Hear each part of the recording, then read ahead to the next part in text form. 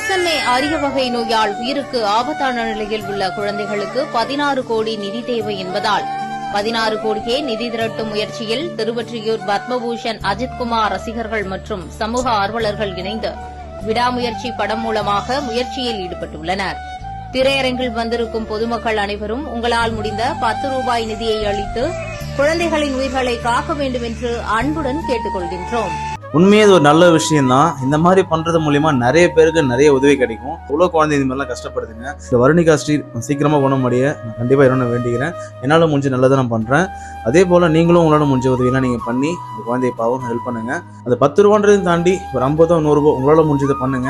அவங்களுக்கு பெரிய ஹெல்ப்பா இருக்கும். பத்மபூஷன் அஜித்குமார் அவரோட ஃபேன்ஸுக்கெல்லாம் பெரிய நன்றி. அஜித்குமார் அவர்களுக்கும் நன்றி.